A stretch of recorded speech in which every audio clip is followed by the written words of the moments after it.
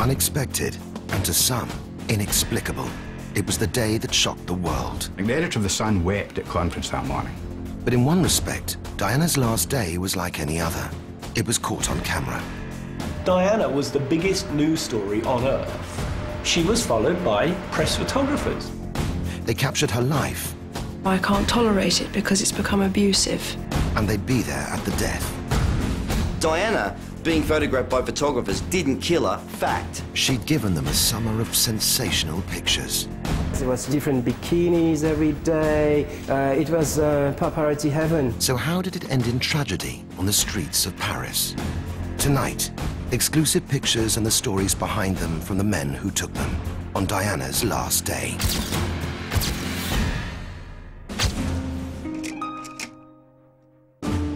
More than any other modern celebrity, the life of Diana, Princess of Wales, can be told in pictures. She was the most photographed woman in history. And every picture seemed to tell a story. The story of Diana's last day was the final act in a drama that began 7 weeks earlier, on the French Riviera. When Diana, William and Harry arrived here as guests of Harrods' boss, Mohammed Al Fayed, it was intended as a private family holiday. But it turned into a circus. Princess Diana chose to go on holiday that summer of '97 in July because, quite honestly, she didn't know where else to go with the two boys. Mohammed Al Fayed kept saying to her, "Look, why don't you come down and stay with me? I can look after you there. I have bodyguards, I have beautiful property, I have a private beach. Why not come?" And of course, she had a few hours there on her own, no more, before the press, me included, descended upon her. Unfortunately, on the Saturday after they'd arrived, I had a call from the News of the World. And the chap said, we got a picture here of a yacht, and there's Mohammed Al Fayed on it, and there's somebody who looks like the Princess of Wales. And I said, that is Mr. Al Fayed, and that is the Princess of Wales. And of course, from that moment, they were besieged. There was a massive interest. It was making front-page news because Mohammed Al Fayed had been a bit of a scourge of the royal family, been very critical of them. And many people couldn't really understand why he hadn't been given a passport. He was a man who'd done many, many good things, and yet, for some reason, he was a bit of an outcast. Al Fayed pushed the boat out, a £15 million yacht called the Jonical, but the press set sail in pursuit. We hired a big boat with a captain because we had to keep up with the Fayed yacht. It was like a flotilla of press boats following. It was quite a sight to see, Her, William and Harry on holiday with the Fayeds was a big story, and we gave it big licks, I mean, it was huge teams, it was huge resources, it was expensive boats, it was helicopters, it was planes, it was, at times, private jets to catch up with her. It's a little bit like trading stocks and bonds. You spend a lot of money, and quite often you won't come back with a sausage. This time we came back with, several Harrods hampers. The chase was on, and the photographers who haunt the bars and beaches of Saint-Tropez were about to fill their boots.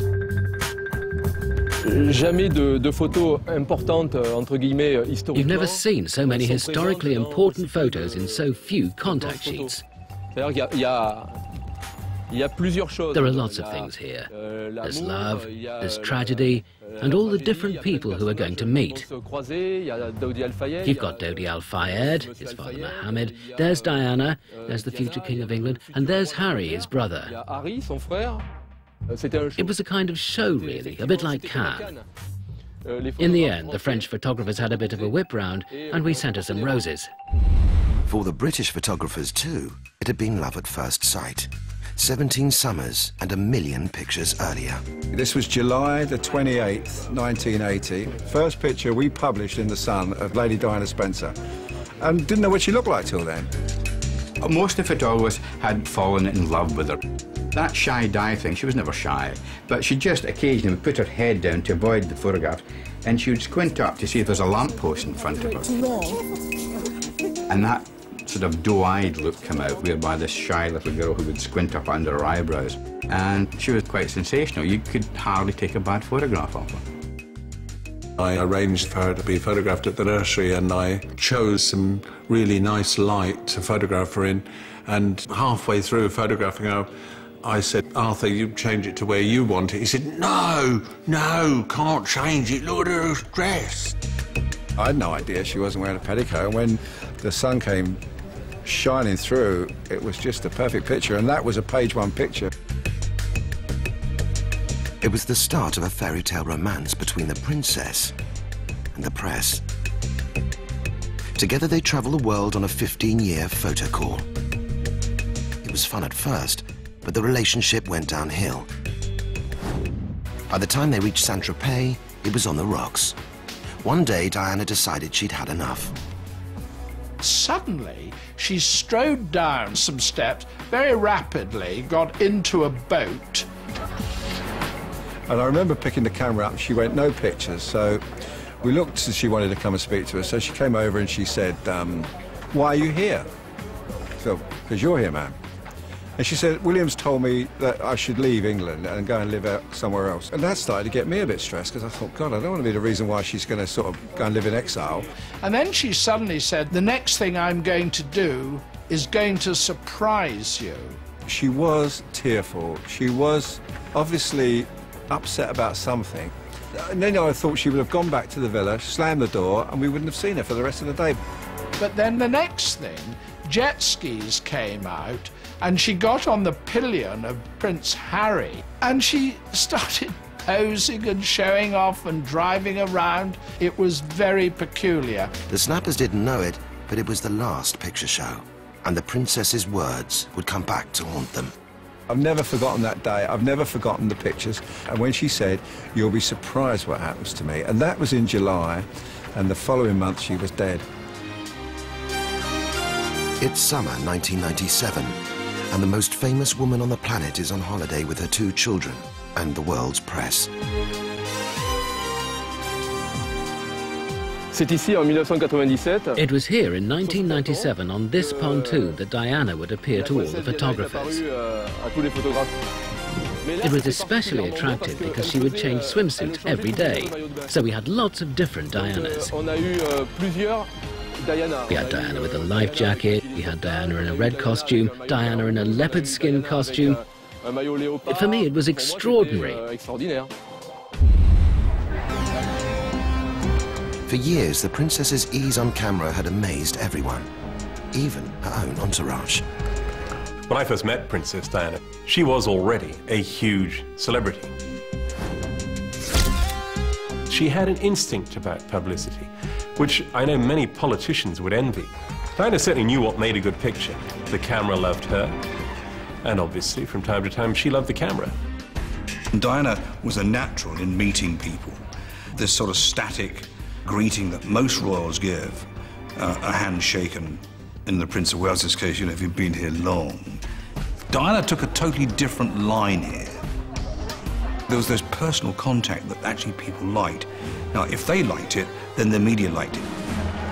Over the years as the BBC television news correspondent, I looked at miles and miles of tape, and I never saw a bad shot. She knew where the cameras were. She knew where you were. She knew a 5-yarder better than the Queen Mother did. The Queen Mother was said to be an expert. She knew 3 yards and 5 yards, and she stopped to wave at 5 yards and gave a big grin at 3 yards. Diana got even better at it. She knew how to position herself. Even when there was nobody in front, she would give a smile, as if there was someone she was smiling and going to greet. But to the photographers who followed her every move, one shot was worth more than all the rest put together.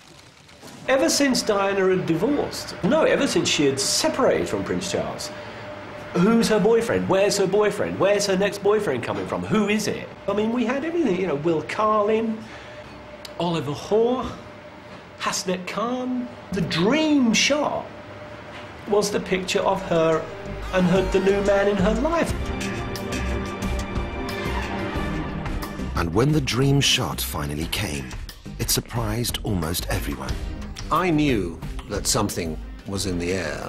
They'd met at polo matches. They'd met on many occasions at film premieres. They knew each other, but it was only after the first family holiday that they became close.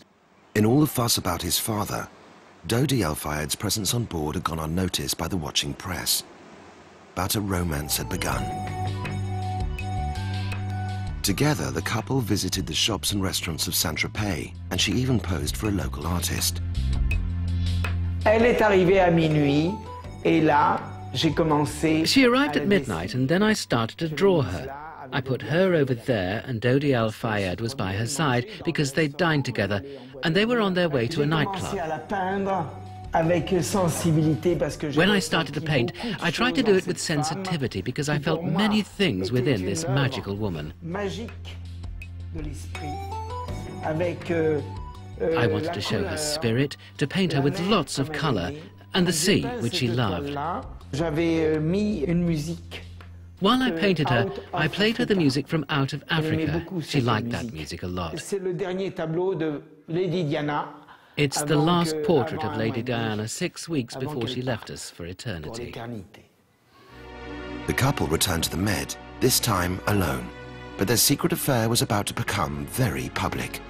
A friend of Mohammed, a friend of Diana who lived in the south of France, who rang me at the Mirror and said, James, you know, this relationship between Diana and Dodi is becoming very serious. These two are very much in love. I said, well, it's a bit quick. He said, doesn't matter, it's happened. Dodi Fayed should be ashamed of his treatment of Kelly. Kelly loved him, trusted him. The news was a bombshell, and not just to Dodi's by-now ex-girlfriend, Kelly Fisher. A film producer and an international playboy, Dodi was suddenly at the center of a worldwide media storm. Where could he turn? All I did with Dodi was just to tell him common sense. You know the British media, they're the most savage in the world. It was nothing more than advice and guidance. It was just, you know, the odd call, hi Max, we're thinking of, or what do you think about this? I think they were in love, and I think that as time went by, it got deeper and deeper.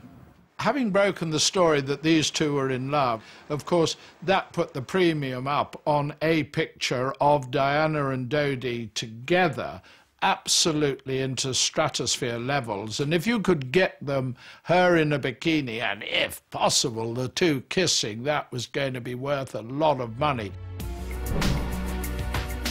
In early August, an Italian paparazzo called Mario Brenner took a long shot that paid off. Acting on a tip-off, he captured the couple in a clinch. Sold for £3 million, the kiss caused a sensation. Well, the meaning of that was Diana sending a message to the world that this is my new relationship, this is my boyfriend, and to stick two fingers up at several people back in Britain, naming her former family, that this is where I'm going now, and you've got to deal with me again taking the limelight. Real thing or summer fling? For the media, there was just one thing missing: more. And when Diana and Dodi returned to the Med one final time, the world's top paparazzi flew in to join them for the biggest game of kiss chase in tabloid history. I took out the longest lens I had at the time. I took out as much cash as I could, and we chased and followed her. Is Phil France this side of Monaco or the other side? Those pictures had gone through the roof. There was obviously a huge amount of money going to be made. Diana was protected by the Al Fayed bodyguards, but they were fighting a losing battle. Obviously, we could outrun them, but they knew where we were going. They had the same charts that we had. They could see our general direction. They had friends in the next port. They couldn't even have a walk along the beach. A photographer popped up out of the bushes, if you like, and tried to take a photo of them.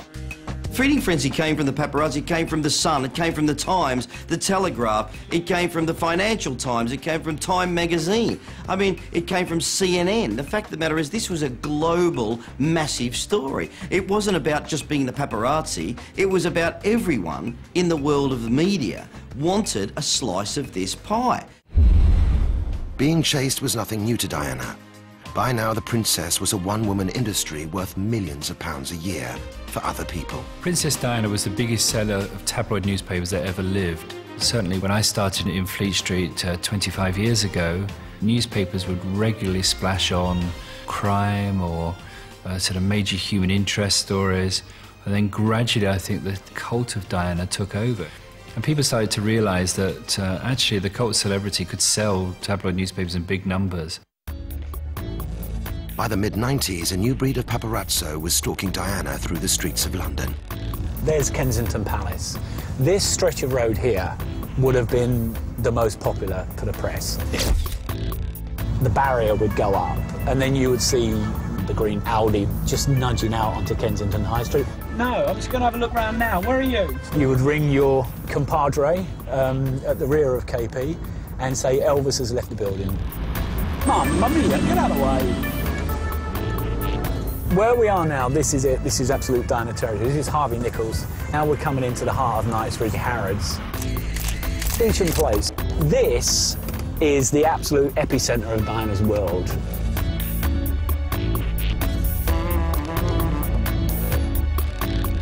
Well, this is San Lorenzo. When it was Princess Diana's favourite restaurant, this would have been the most famous restaurant in the world. And no matter what was parked here, it would be cleared. I think this is a pap coming at us. It would just be, this would just be cleared. The car would park there, and out she would get. It was open season, anybody could join in. Members of the public were taking photographs as she passed and phoning up. Imagine what it'd be like today with the camera phones. This is the Harbour Club, full of posh cars. And Diana's parking bay would have been this one here, or opposite. If it was one of the days that she wanted a photograph taken, she would be in no rush. If she didn't want a photograph taken, it would be fun and games. I never encouraged the media. There was a relationship which worked before, but now I can't tolerate it because it's become abusive and it's harassment. Just before Diana did the Panorama interview, that week was the absolute height of the paparazzi years. During the years, you see yourself as a good product that sits on a shelf and sells well. The ladders started here, and they went right the way up to the end, which is a distance of, what, 150 yards? Every single inch of this wall would be covered with ladders. We were in the eye of the storm, and that storm was completely out of control. And we were simply on a story that was never going to end. In July and August of 1997, the chase left the streets of Kensington and Knightsbridge and went global. To Italy for the funeral of Versace, to Greece where she holidayed with a friend. In the last weeks of her life, Diana ran the Royal Rat Pack ragged. This was just killing me, you know, trying to keep up with this story. And then we went to Bosnia, where she was on a landmine crusade. And this is when Diana used the media to her advantage, because she saw these children having their limbs ripped off for these mines, and she wanted to do something about it, and she did. You know, I'm there, but next to me is the BBC and ITV and Sky and everybody else doing the same thing, you know? But they didn't do that, because I did it on my own. But it was the picture of Diana with Dodi the world wanted. Prices were in orbit, and one French photographer was about to hit the jackpot. J'ai lâché la moto, j'ai pris ce boîtier avec cette optique. I dumped my bike and grabbed my lenses, and I ran here just in time because I saw that Dodi and Diana had already reached the pontoon. Diana et Dodi étaient déjà en train de descendre sur le ponton. J'ai fait des photos, tac, tac, tac, tac, tac. I took my pictures, and when she saw that I was there, she sort of rearranged her hair because it was covering her face a bit. Elle s'est arrangé les cheveux parce qu'ils partaient un peu comme ça dans le visage. At that moment, I knew it was an exceptional photo. It was the one everyone was trying to get, the first photo of Diana and Dodi after the kiss. J'ai téléphoné à une compagnie d'hélicoptères. I called a helicopter company, and when the pilot arrived, he said, "Is it for you?" And I said, "No, it's for this." And I held up the film. I gave it to him, and he put it in his pocket, and he said, "It must be very important." And I said, "Yeah, just a bit." Practically any picture of Diana with Dodi would now publish. All you had to do was catch them. I stayed about 6 days. I was sharing with a couple of other photographers, and the others wanted to give up because we'd spent too much. Later we found out that she was in the very next bay. But for those in the know, the pictures just kept getting better and better. It was almost as if some photographers knew where to look. I wasn't tipping people off as to where they were going to be. I would help journalists that I liked and trusted. But some began to suspect that Jonicle itself had sprung a leak. Hi, Ken. Can I come in and show you some photographs? At the picture desk of The Sun, Ken Lennox receives a call. It's paparazzo Jason Fraser, the man who brokered the deal for the kiss. Anyway, he came in and they laid about 140 photographs out on the editor's carpet, and we just stood back and looked at them, and it was Dodie and Diana together and being close and touchy-feely and all that sort of stuff. There's a lovely little photograph of Diana on the phone. The photographer, who I knew quite well, he said to me, she's phoning me to ask how the photographs had gone. For all the claims of harassment, was Diana actually orchestrating the coverage herself? If so, some would say, so what? And that she'd actually been doing it for years. Diana used to call me regularly. We'd get calls. I can remember one in particular where she called and said, if you get your cameras to Kensington High Street this afternoon around 4 o'clock, you'll get some lovely pictures. And sure enough, there they were in McDonald's, and we got pictures that went around the world. Although 4 or 5 weeks later, she did an interview in which she said, do you know what, they even follow me to McDonald's. Fast food or the deepest secrets of her marriage, Diana's relationship with the media was more complicated than most of us had guessed. She had lunch with editors, she had favoured reporters, and as the War of the Waleses turned bitter, she used the media to reach her real power base, us. When she broke, royal protocol by talking with the press directly, she was perhaps making the point, other royal people pay press secretaries to brief the press, my husband an obvious example. I'm saving the money, I'm briefing the press myself. That made me think more of her. I thought, I might not approve of you talking to the press, but at least you do your own dirty work.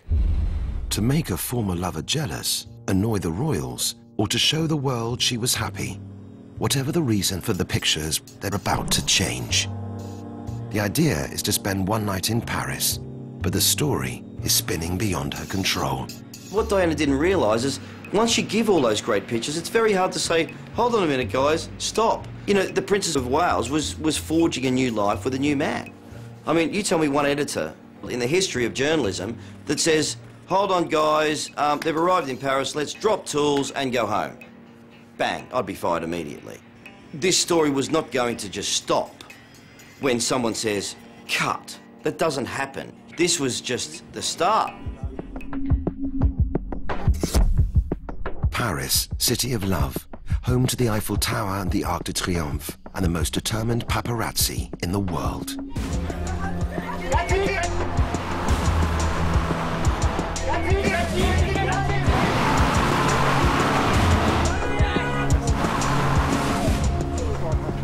I visited Paris with Princess Diana 2 or 3 times on official visits, and the Paris paparazzi were a well-known phenomenon. They were a kind of circus. They chased the royal motorcade on motorcycles. They would have pillion passengers carrying heavy television cameras. It all contributed to the sense of being inside a Wild West stagecoach while bandits were attacking it. Oh, the French paparazzi, I mean, they are the paparazzi. And you won't beat them. You'll never beat them. If they want a picture, they'll get a picture. 10 years ago, it was Diana's image the world wanted. The princess had graced the front cover of Paris Match more than 60 times. And after the performance on the Med, the paparazzi were hoping for an encore in Paris. It had been a carnival all summer. There was loads of pictures every day. Every set was better than the one before. It was paparazzi heaven. The ultimate set would have been them going into a jeweler and buying a ring, or, that would have been a great set of pictures. Any photo press agency worth its name would cover Princess Diana when she comes to Paris. And so when a British newspaper telephoned that Diana would be in Paris, arriving at Le Bourget on a private plane with Dodi Fayed, we go into action. When Diana's plane touches down, a dozen photographers are waiting to record her arrival. You see the characters who were to come together in the tragedy by Pillar 13 of the Alma Tunnel meeting for the first time. So we see Diana coming down the steps of the plane and Dodi greeting Henri Paul, who was driving backup car in the afternoon and fatally was to drive the Mercedes in the evening of the crash. We see Trevor Rhys-Jones, the bodyguard, Kes Wingfield, the bodyguard. There are no special photographs there, but they unfortunately have become historic photographs because this is Diana's arrival in Paris, and she won't leave the city alive. 2 motorcycle outriders escort the convoy as far as the motorway. Then it's a white-knuckle ride to Paris. The word was out that the princess was around. That was the most aggressive sort of paparazzi we'd seen throughout the whole of the summer. The procedure, basically, is you pick the people from the airport and then you follow them until they go to bed. Diana did express personal concern about what was happening. She said, well, look, unless we're careful, one of these paparazzi is going to get killed. Luckily, so we managed to lose them. Put a bit of speed on and we got away. After shaking off the chasing pack, the couple's first stop is in the Bois de Boulogne, where they tour the Villa Windsor. Once home to another much-photographed couple, Edward and Mrs. Simpson. Now it's being rented and restored by Mohammed Al Fayed. The rumor was that they might settle down or use it as a pied-à-terre in France. And the perspective of the Princess of Wales moving in town with her new lover, of course, was very exciting to us. So yeah, there was kind of a buzz. Leaving the Bois de Boulogne, Diana and Dodi head into town and back towards the waiting paparazzi. It's not hard to get lost in Paris. Honestly, it is not difficult. Why would you go to the Ritz? I mean, it's obvious where they're going to go because Dodi's father owned the Ritz. I mean, you know, if you want to be discreet, you know, there's a little boutique hotel in the Champs-Élysées with only one entrance and you can get in there and have a wonderful night. Dodi and Diana enter the Ritz Hotel through the rear door, evading the cameras for now. Inside, Diana relaxes while Dodi crosses the square to a nearby jeweller's. An aide later brings 2 rings back for inspection. When they leave the hotel, a handful of photographers are waiting. And when they arrive at Dodi's apartment off the Champs-Élysées, there's trouble. By all accounts, the biggest fracas with the paparazzi of the day happened at that moment. And there are accounts of the bodyguards having to physically restrain the paparazzi because they're getting too close. There was confrontations, there were arguments, and the photographers were not just obstructive, they were violently rude. Inside the apartment, Diana and Dodi relax. The princess sips half a glass of white wine and they listen to music. But as they unwind, their bodyguards become increasingly nervous. Dodi hasn't told them what the couple plan to do next. Short of knocking on the front door and asking him directly in front of the princess in the living room, I tried to go through his butler and said, just ask them where they're going, just give us some more information. And that never surfaced. So when we left that evening, we still, myself and Kes still didn't know the venue that they were leaving to. And then it came out very quickly, and I snapped a few pictures. You don't have to focus, you don't have time to do any special settings, you just blast and pose. But Diana and Dodi don't give the photographers the one shot they want, of the 2 of them together. The chase is on. What do the paparazzi do? They get onto their motorcycles, their cars, and they follow you. Why? Because they feel jilted. They want a picture. They're not shooting bullets. They're not holding guns. They're actually holding cameras that's shooting film. Well, none of that made any sense to me. You don't need to flee from the paparazzi trying to get a picture of the 2 of you together. There's lots of things about that night that don't make any sense at all.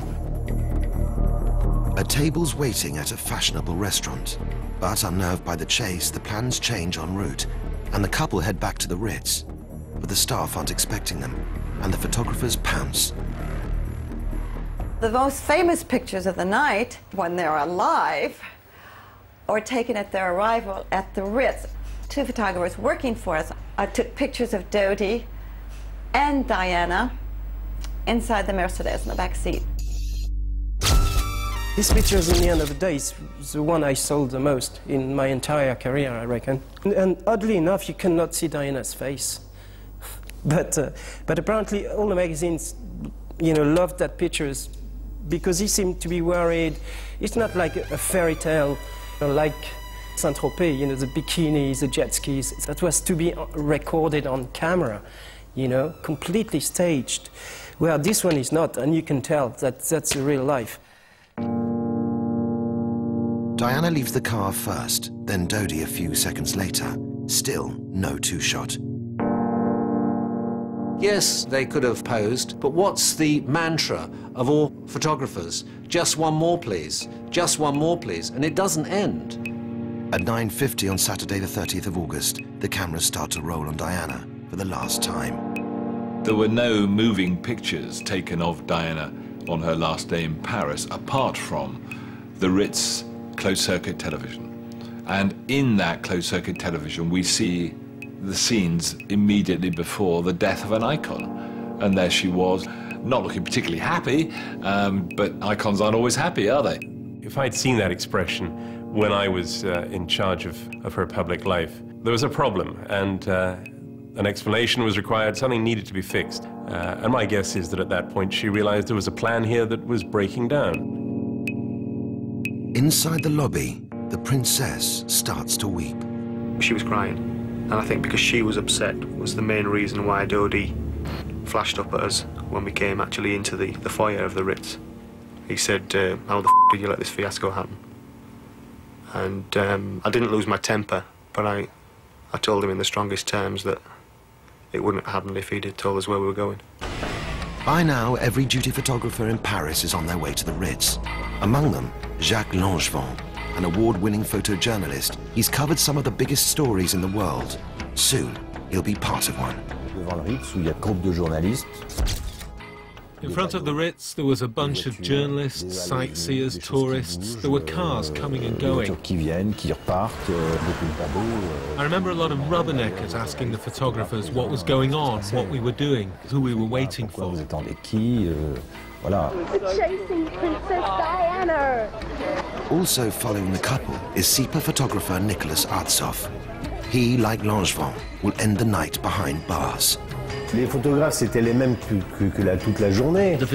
were the same photographers as all day, but there were more tourists. I think a busload showed up of Japanese or Chinese because they knew Lady Diana was there. So yes, there were lots of tourists in the square that evening.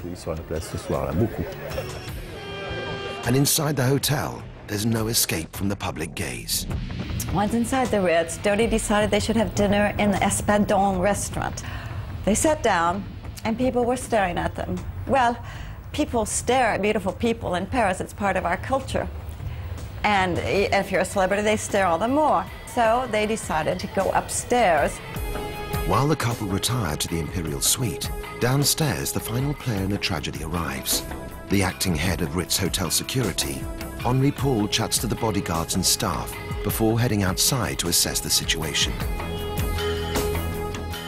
And he actually did talk to us, tipping us on how their exit was going to happen. You know, don't worry, they'll come out through the front door, no worry, don't need to go through the back, relax, 20 minutes, should be all right, da-da-da. To the point where it sounded very suspicious. According to the testimony of the bodyguards, the idea had been for the couple to exit by the front of the Ritz, but then Dodi had this idea to try to fool the paparazzi by going out of the back door. No bodyguards, and Henri Paul at the wheel. So we can see in the CCTV images, there's a moment when Dodi's having a word with the bodyguards. This is the most tense situation we've been in since the holiday started 10 days ago. The compromise was that I went with them, that they weren't going alone. As the couple wait to make their getaway, the plan is already doomed to failure. The paparazzi know all these tricks, so they would have been positioned at the back of the hotel, waiting for this very thing to happen. Many people was around the car. Many was 5, 6 photographers. I'm not sure it's mine, huh?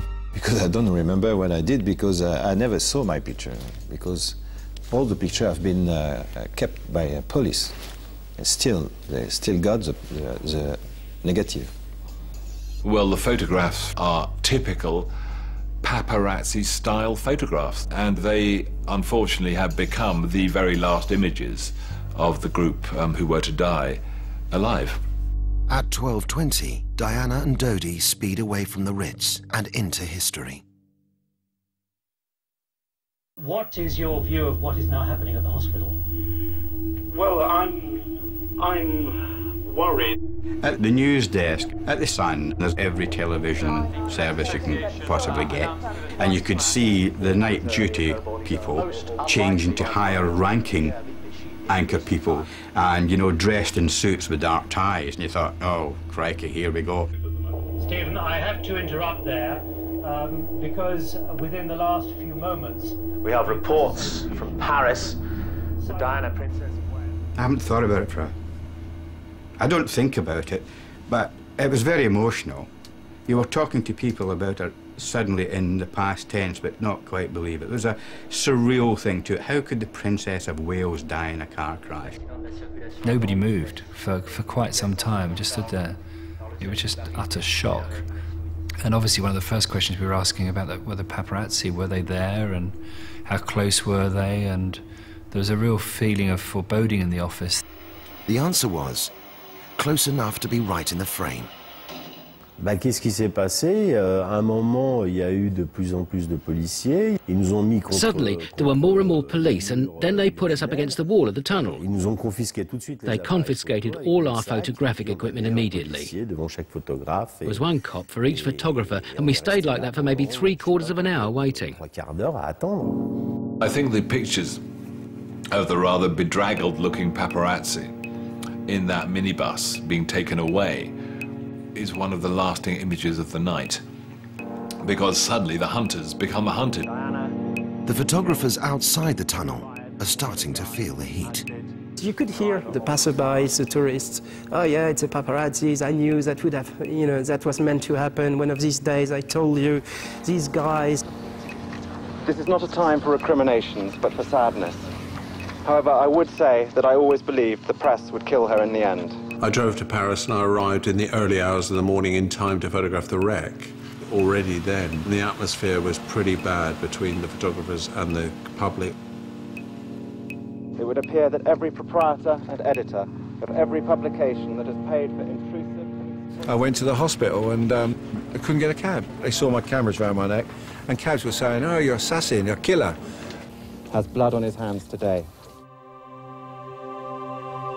He directly, Charles Spencer, blamed the photographers. And I remember I went up to Kensington Palace on 2 or 3 days in the week leading up to her funeral, and anybody with a camera was very, very roundly abused. They've taken her life. They've taken her life. I'm sorry. I blame the Sun newspaper and the ilk. The Sun was nowhere near her. But then came the dramatic twist. Good evening. French police confirmed tonight that the driver of Princess Diana's car was drunk. The revelation that Henri Paul had been drunk at the wheel changed everything. For the photographers, the police and the press. Times over the legal limit. But some questions remained unanswered. What exactly happened in the tunnel that night? What photographs were taken there? And what happened to them? These pictures are like uranium, you know? They radiate, you know? Ooh, nobody wants to get anywhere near these pictures, you know? And maybe the guys who took them, maybe they don't want to see them back again. Above all, we give thanks for the life of a woman. I'm so proud to be able to call my sister. The unique, the complex, the extraordinary and irreplaceable Diana, whose beauty, both internal and external, will never be extinguished from our minds. I was stood by the west door when that clapping began, and it actually sounded like falling leaves. I don't think anybody realized, and for the first time that I can recall, the entire congregation starts applauding. That will be my lasting memory. of Diana. There were no tabloid editors at the funeral of Diana, Princess of Wales. They were uninvited, even as their tribute editions flew off the stands. Lord Spencer had called Diana the most hunted person of the modern age. Had she been hunted to her death? The decoy plan didn't fool the paparazzi, some of whom followed the Mercedes into the tunnel, and once inside, they took pictures. The photographs in the tunnel are exactly what you'd expect after a crash. There is the mangled Mercedes. You see bits of debris. You see people who were around, pedestrians. You see sad photographs that are never shown, and I think rightly not, of Diana in the crash. The idea that the photographers had gone on shooting caused outrage, even when, like Jacques Langevin, they'd arrived after the rescue teams. En tout cas, en ce qui me concerne, je dis encore, j'ai fait mon travail. As far as I'm concerned, I'll say again, I did my job as a photojournalist without ever going too far. I did what I've done in other dramatic situations, like wars, for example. De guerre ou autre. I can look myself in the mirror each day. Tous les jours. But not all the pictures taken in the Pont d'Almar tunnel were caught in the police sweep.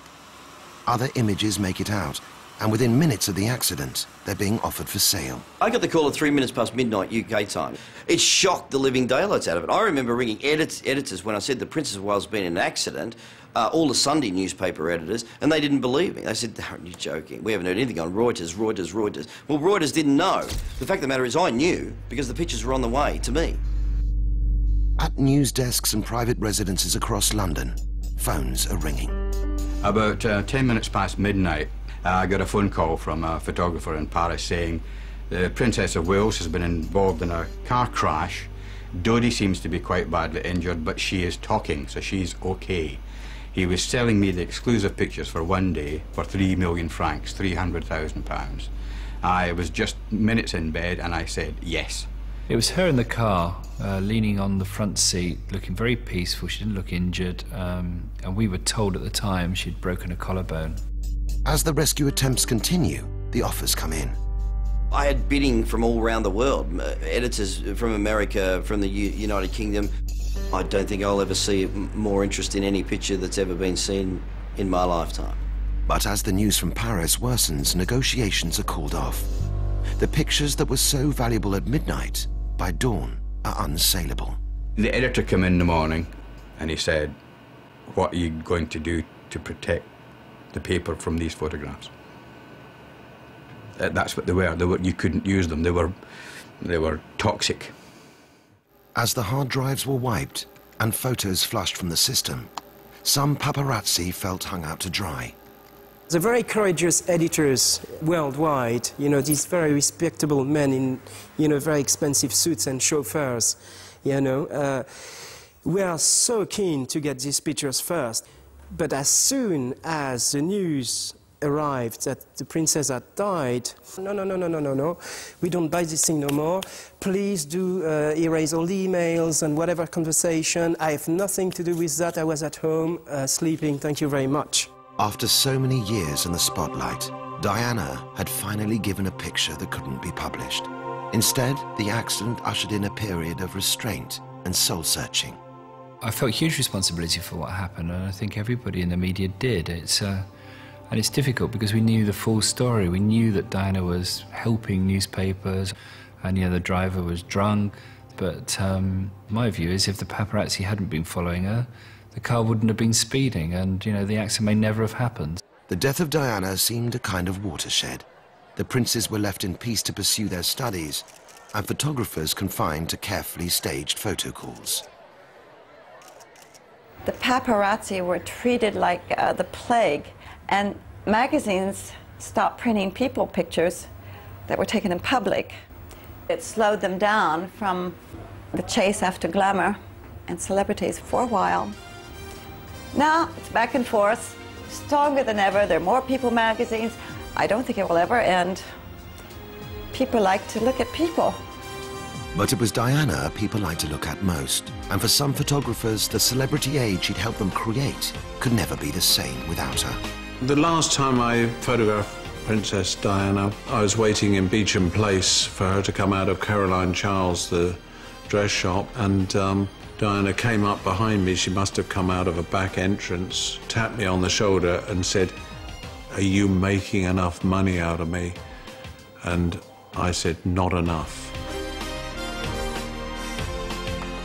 You could say maybe one overstepped the mark on some occasions, but it was very difficult.